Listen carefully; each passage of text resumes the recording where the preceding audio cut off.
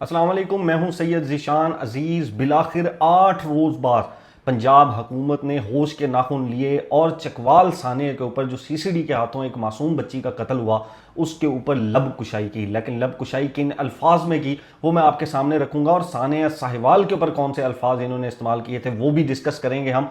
Budget KPK का बहुत issue बना हुआ है, और पाकिस्तान के अंदर ईरान और अमेरिका डील के बाद पेट्रोल कितना सस्ता हो जाएगा इसको भी हम डिस्कस करेंगे। लेकिन सबसे पहले ईरान और अमेरिका डील। ईरान जो 28 फरवरी को जंग हुई, ईरान के ऊपर मुसल्लत की गई अमेरिका और इसराइल की तरफ से, जिसमें उनके सुप्रीम लीडर की शहादत हुई, बिलाखिर कई महीनों की जंग के बाद ईरान ये जंग जीत चुका है। ईरान ने दुनिया की सुपर पावर अमेरिका को घुटनों के ऊपर लाकर मजबूर कर दिया है कि वो ईरान का मनपसंद मुआहदा और डील जो है वो साइन करें। अब इसके अंदर चंद अहम चीजें हैं जो मैं आपके सामने रखता हूं कि ईरान को इसके अंदर क्या मिला और अमेरिका को इसके अंदर क्या मिलेगा, और नुकसानात किसके जो है वो ज्यादा होंगे इसके अंदर। अब ईरान का ये जो मुआहदा था इसके ऊपर इलेक्ट्रॉनिकली जो है वो दस्तखत हुए हैं, यानी कि अभी किसी की मुलाकात नहीं हुई। वजीर आजम शहबाज शरीफ साहब ने एक जो है वो स्विट्जरलैंड में तकरीब के हवाले से भी ट्वीट किया था, लेकिन बाद में वो ट्वीट डिलीट कर दिया गया। और अब इसके ऊपर डोनाल्ड ट्रंप ने साइन कर दिए हैं, इसके ऊपर ईरानी प्रेसिडेंट ने साइन कर दिए हैं, और सालसी का किरदार अदा करने वाले पाकिस्तान के वजीर आजम शहबाज शरीफ साहब ने भी इसके ऊपर दस्तखत कर दिए हैं। अब ये जो तकरीब मुलतवी होने के ऊपर मुख्तलिफ किस्म की बातें हो रही हैं, और वो बातें कुछ ये कह रहे हैं कि ये तकरीब अब जुम्मे की बजाय बुध वाले दिन जो है वो होगी, जबकि कुछ लोग ये कह रहे हैं कि ईरान ने इलेक्ट्रॉनिक दस्तखत इसलिए किए हैं ताकि जाकर जो उनके सुप्रीम लीडर के कातिल हैं अमेरिका, उनके साथ हाथ ना मिलाना पड़े, उनके साथ हंस हंस कर तस्वीर ना बनवानी पड़े, इसलिए इलेक्ट्रॉनिक दस्तखत ही बेहतरीन जो है वो रास्ता था, और इस वजह से गालबन जो है वो शहबाज शरीफ साहब को ट्वीट भी डिलीट करना पड़ा। लेकिन ये बातें हैं, और हो सकता है कि ये बुध वाले दिन ये तकरीब भी हो जाए। अब स्विट्जरलैंड के अंदर जो है वो ये तकरीब होनी थी, इसके जो चंद अहम चीजें हैं वो मैं आपके सामने रख देता हूं। इसमें ईरान क्या क्या कुछ दे रहा है। एक तो ईरान ये कह रहा है कि वो एटमी ताकत नहीं बनेगा।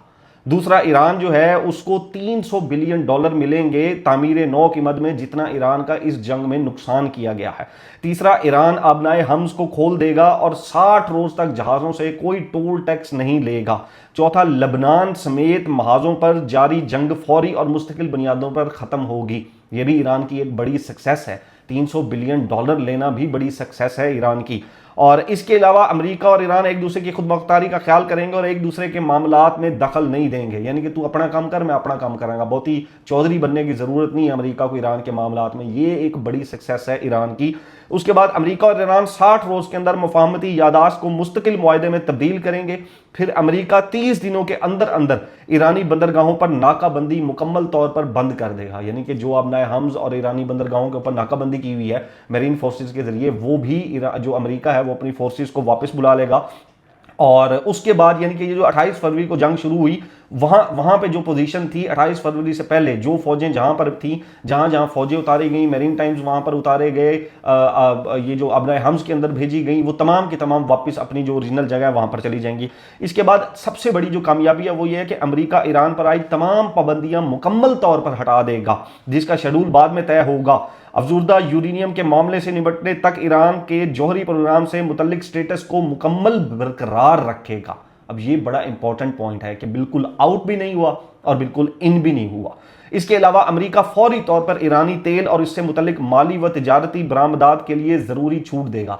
यानी कि ईरान के ऊपर जो सबसे बड़ी सैंक्शन थी वो ये थी कि वो अपना तेल खुलेआम जो मार्केट है उसमें नहीं बेच सकता, और अब अगर ये पाबंदी हटा ली जाती है इस मुआहदे के तहत तो ईरान अपना तेल खुलेआम बेच सकेगा, और कोई भी मुल्क जो है वो ईरान से सस्ता तेल खरीद सकेगा बशमूल पाकिस्तान। और पाकिस्तान के लिए ये एक बड़ा काम जो है वो अच्छा हो जाएगा। फिर एक और बड़ी जो सक्सेस है वो है ईरान के मुंजमद जो असासे हैं वो बहाल कर दिए जाएंगे। बिलियन ऑफ डॉलर्स के इनके जो है वो असासे हैं वो बहाल होते हैं, तो ईरान की जो करेंसी है, ईरान की जो इकोनॉमी है वो बहुत ज़बरदस्त किस्म की अपलिफ्ट हो जाएगी, बूम हो जाएगी। और वहाँ पर जितने भी जो मसाइल हैं जो पिछले लगभग 40 सालों से जो है वो ईरान फेस कर रहा है वो तमाम जो है वो हल हो जाएंगे। एमओयू पर दस्तखत और इब्तदाई शराइत के नफाज के बाद दोनों ममालिक बाकी नुकात पर हतमी मुआहदे के लिए मुज़ाकरात शुरू करेंगे। अब ये तमाम चीज़ें इसको अगर हम देखें तो 28 फरवरी को जो जंग शुरू हुई उसके अंदर नुकसान सिर्फ और सिर्फ अमेरिका का हुआ, नुकसान सिर्फ और सिर्फ गल्फ कंट्रीज का हुआ। ईरान ने गेन ही किया है। ईरान का जो नुकसान हुआ है वो उनकी जो सुप्रीम लीडर और उनकी जो टॉप टीयरशिप थी उनकी शहादत हुई है। लेकिन इसके लिए ईरान तैयार था जहनी तौर पर कि अगर वो जंग लड़ेगा तो जाहिर है फिर शहादतें तो होंगी, लेकिन उसके इवज यानी कि वो शहादतें हुई, उसके बदले जो इन्होंने नुकसान किया, वो अमेरिका का हो, वो इसराइल का हो, वो गल्फ कंट्रीज का हो, इन्होंने गल्फ कंट्रीज की तो मैशियत ही तबाह करके रख दी।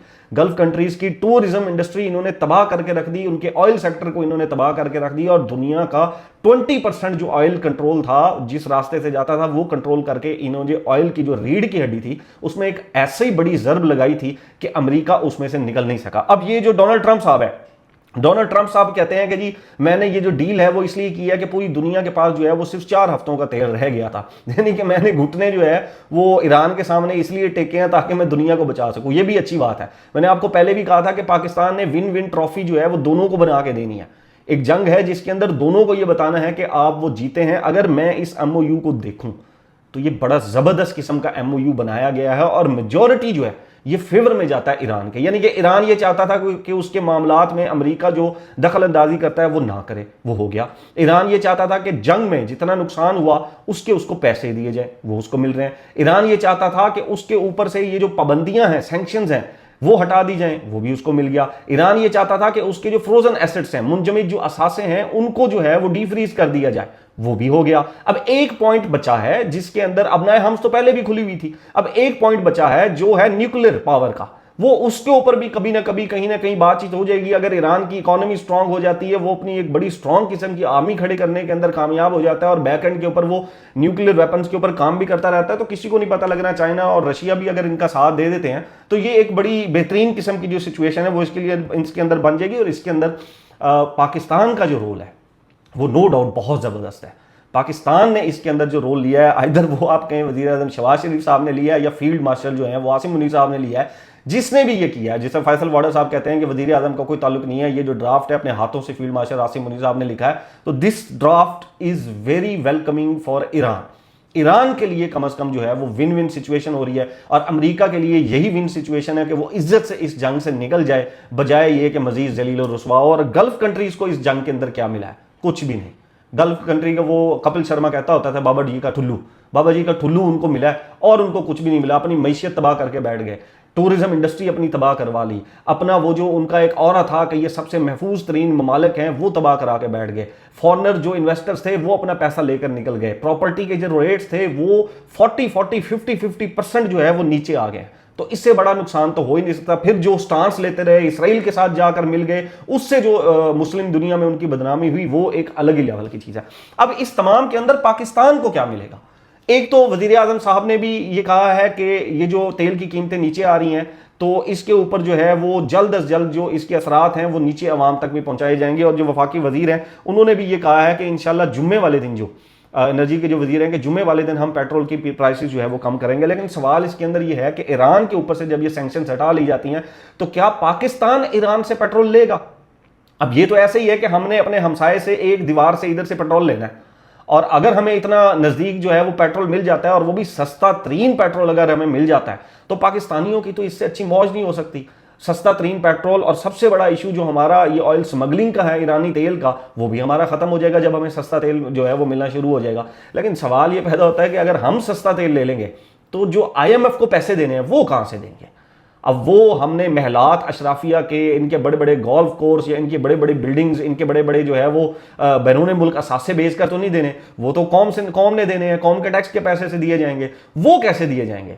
वो फिर अगर तेल सस्ता होता है तो फिर पेट्रोल डीजल की प्राइसेस भी कम होंगी, बिजली की भी कम होंगी, तो वो दिखाई नहीं देती हैं कि बहुत कोई बड़ा मार्जिन जो है वो मिल जाएगा हमें, और हम जो है वो पाकिस्तान के अंदर को बहुत ही जो है वो लो लेवल की प्राइसेस हमें मिल जाएंगी, वो नजर नहीं आता। लेकिन ख्वाहिश जरूर की जा सकती है कि ऐसा हो जाए।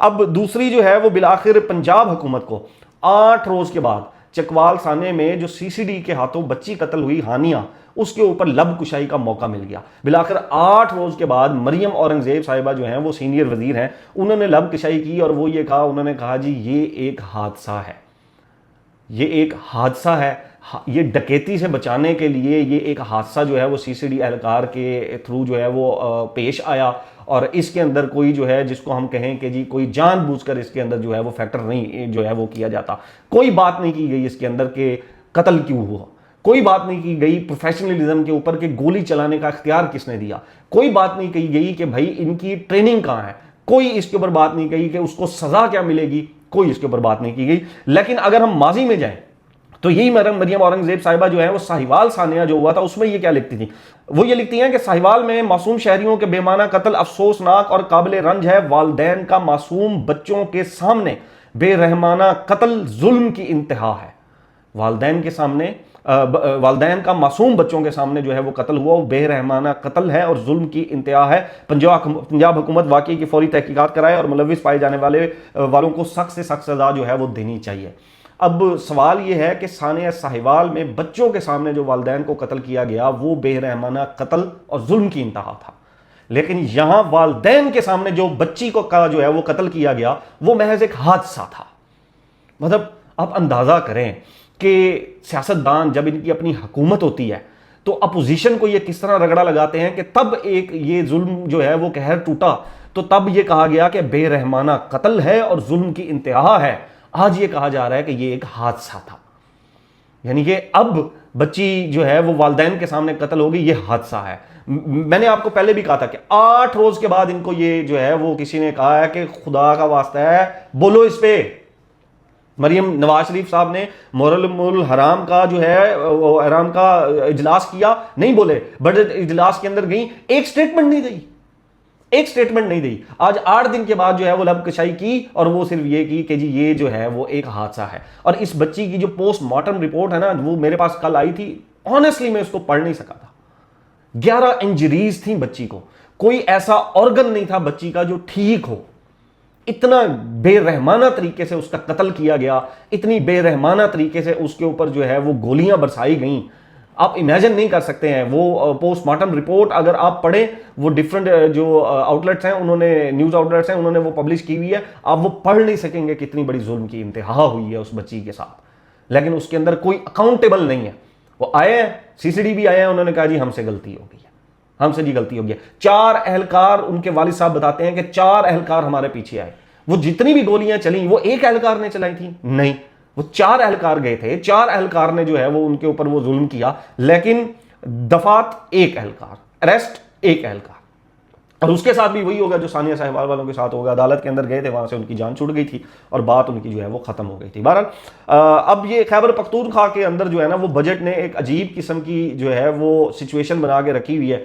कभी कहा जाता है कि जी हम 3 महीने का बजट पास करेंगे, कभी कहा जाता है कि जी नहीं 3 महीने का नहीं करेंगे तो फिर हमारा नुकसान हो जाएगा, अब हमें जो है वो 1 साल पूरे का करना पड़ेगा। कभी धमकी दी जाती है कि जी 3 महीने का करेंगे, या धमकी ये भी दी जाती है कि हम तो करेंगे नहीं जब तक हमारी इमरान खान साहब से मुलाकात ही नहीं होती। अब ये जो खैबर पख्तूनख्वा हुकूमत है उन्होंने इमरान खान साहब से मुलाकात ना कराने पर, बजट ना पेश करने की जो धमकी दी थी उससे पीछे हट गए। अब वो उसके ऊपर आ रहे हैं कि पूरे साल की बजाय सिर्फ 3 माह का बजट जो है वो पेश कर दिया जाए। लेकिन ये जो वजीर आला की कानूनी टीम है वो ये कहती है कि 3 माह का बजट पेश किया तो कानूनी सकम आड़े आ जाएगा, सूबा माली मुश्किलात का शिकार हो जाएगा, लिहाजा पूरे साल का मुकम्मल बजट पेश किया जाए। अब इसके अंदर बहुत से अरकान हैं, वो ये कह रहे हैं कि हम बजट के अंदर आएंगे ही नहीं जब तक इमरान खान साहब से मुलाकात नहीं होती और वहां से इंस्ट्रक्शंस नहीं मिलती हैं। इंस्ट्रक्शंस मिलेंगी तो हम आएंगे। 35 अरकान हैं ये नाराज। अब अगर ये 35 अरकान बजट जो है वो पास करने के प्रोसेस में नहीं आते तो बजट तो पास ही नहीं होगा, और बजट पास नहीं होता तो फिर सोहेल अफरीदी को जरूरत पड़ जाएगी मौलाना फजलुर रहमान के 18 लोगों की, और जो गवर्नर साहब हैं पीपल्स पार्टी के 10 उनके लोगों की। ये 28 लोग इनको मिलेंगे तो इनका बजट पास होता है। और अगर ये जो नाराज अरकान है ये बिल्कुल भी उसके अंदर प्रोसेस के अंदर जो है वो नहीं आते तो फिर क्या होगा? फिर यानी कि कोई फिर से फॉरवर्ड ब्लॉक की बातें शुरू हो जाएंगी, फिर से सोहेल अफरीदी को एक एक बंदे को जाकर मनाना पड़ेगा अगर मौलाना के लोग भी नहीं आते हैं। और अगर ये मौलाना के लोगों को बुलाकर बजट पास भी कर लेते हैं तो सवाल तो वही खड़ा हो जाएगा ना कि वो जो नाराज अरकान है उनको कौन हैप्पी करेगा, उनको कौन मनाएगा। और केपी के गवर्नमेंट की जो है ना वो ये अजीब, मतलब बच्चों वाली मैं रविश इनकी देख रहा हूं, टू बी वेरी ऑनेस्ट। कभी कहते हैं हमने बजट पास ही नहीं करना जब तक आप हमारी इमरान खान साहब से मुलाकात ही नहीं कराते, लो जो करना है कर लो। फिर उसके बाद कहते हैं अच्छा ठीक है 3 महीने का कर देंगे हम, ठीक है वो 3 महीने का कर देंगे, इमरान खान साहब से मुलाकात करा देना, 3 महीने तो चलो किसी न किसी तरीके से गुजरे ना। फिर अब कुछ लोग कह रहे हैं जी 3 महीने का नहीं जी, ये जो है वो साल का हमें जो है वो करना पड़ेगा, वरना जो है वो हमारी जो माली मुश्किलात हैं उनके अंदर जो है वो इजाफा हो जाएगा। अब मिशाल यूसुफ जी वो कहती हैं कि जी 3 महीने का बजट पेश करने में कोई मसला नहीं है, जबकि बाकी का जो बजट है 9 महीने का, वो इमरान खान साहब से मुलाकात करके उसको जो है वो पेश कर दिया जाए। अब ये बजट के ऊपर फैसल वाडा साहब ने भी कल शफी जान साहब को कहा है कि जी आप बजट पास करें, आपकी मुलाकात हो जाएगी और मैं वो मुलाकात कराऊंगा और मैं उसके लिए जो है वो कोशिश भी करूंगा। तो फैसल वाडा साहब जब बात कर रहे हैं तो मैंने कल भी जो है वो बात की थी कि फिर आप समझ जाएं कि ये बात जो है वो कहाँ से हो रही है और कौन जो है वो क्या चाह रहा है कि जी बजट जो है वो लाजमी पास हो जाए, वरना उसके लिए जो है वो हमारे लिए मुश्किलात हो जाएंगी। अच्छा, गिलगित बल्तिस्तान के अंदर ये कर्नल रिटायर्ड हाशिम डोगर साहब हैं, उन्होंने एक बड़ा ट्वीट किया और मैं तो उनके ट्वीट के ऊपर हैरान हूं कि पता नहीं उन्होंने क्या सोच के ये जो है वो ट्वीट किया। वो ये ट्वीट करते हैं कि ये जो गिलगित के अंदर जो है वो वजीर आला आईपीपी का हो सकता है, इस्तेहकाम पार्टी का, यानी कि अलीम खान साहब की पार्टी का। अब सवाल ये पैदा होता है कि 4 लोग हैं इनके पास और 4 लोग भी अपने नहीं हैं, यानी कि अपना इनकी पार्टी के इंतखाबी निशान के ऊपर पार्टी के प्लेटफॉर्म से कोई बंदा नहीं जीता। ये 4 पैराशूटर हैं इनके पास जो आईपीपी के अंदर आकर लैंड हुए हैं और उनके ऊपर ये बात की जा रही है कि जी आईपीपी का बंदा जो है वो वजीर आला बनेगा। वो कैसे वजीर आला बनेगा? अब या तो ये हो सकता है कि पीएमएलएन और आईपीपी आपस में मिल जाएं पीपल्स पार्टी को आउट करने के लिए, पीपल्स पार्टी को फारिग करने के लिए, अपोजिशन बेंच पे लाने के लिए ये आपस में मिल जाएं और ये मिलकर गवर्नमेंट बना ले और आईपीपी ये शर्त रख ले कि आप मुझे वजीर आला बनाते हैं तो हमारा वजीर आला जाएगा, बाकी चीजें जो हैं वो आप रख लें अपने पास, हम डिवाइड कर लेते हैं। 4 से साढ़े कुल बंदे ने किन्ना को असी ले लेना है। तो उसके ऊपर ये एक फॉर्मूला नजर आता है और आईपीपी का बनता भी है। देखिए आईपीपी ने कितनी बड़ी कुर्बानी दी थी। आईपीपी ने पाकिस्तान तहरीके इंसाफ के लोगों को प्लेटफॉर्म दिया था कि प्रेस कॉन्फ्रेंस करने के बाद ये वो प्लेटफॉर्म है जिसको आप ज्वाइन कर लेंगे तो आपका कौमी साने 9 मई वाला जो आपके ऊपर इल्जाम है या आपके ऊपर सबूत है या केसेस हैं वो सब के सब धुल जाएंगे आपके।